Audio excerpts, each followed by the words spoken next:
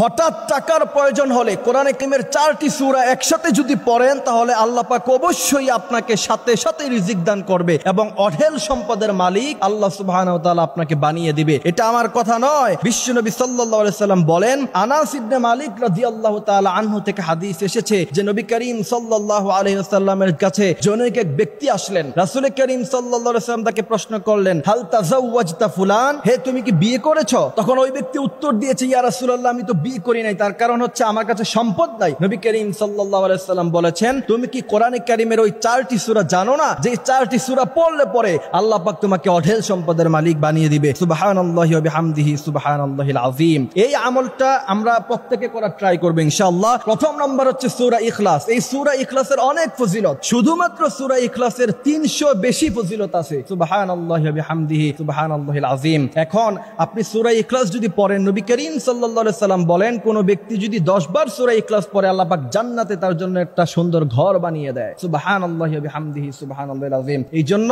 প্রথম নাম্বার হচ্ছে সূরা ইখলাস, এটা আমরা নিয়মিত পড়ব। দ্বিতীয় নাম্বার হচ্ছে সূরা নসর।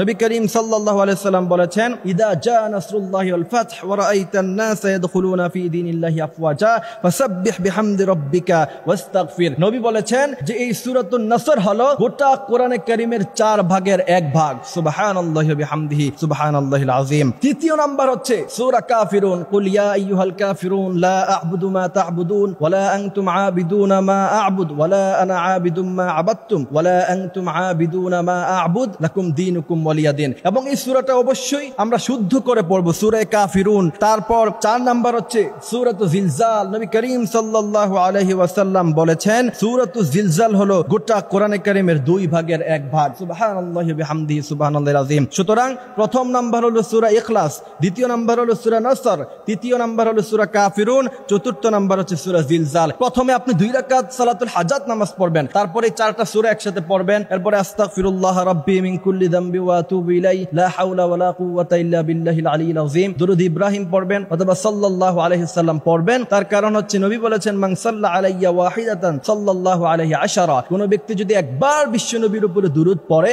বিশ্বনবী বলেন আল্লাহ পাক 10 বার তার উপরে রহমত নাজিল করে। এরপরে যদি আপনি আমলটা করার পরে আল্লাহ পাকের কাছে চাইতে পারেন, আল্লাহ বলেন, ইন্না রাব্বাকা ইয়াবসুতুর রিজকা লিমান ইয়াশা ওয়া ইয়াকদির। আমার কাছে অজস্র আছে, অসংখ্য আছে, তুমি কত চাও আমি আল্লাহ তোমাকে দিয়ে ভরপুর করে দিব। এই জন্য আমরা অবশ্যই এই আমলটি করব ইনশাআল্লাহ। আল্লাহ পাক আমাদেরকে আমলটি করার তৌফিক দান করুক, আমিন।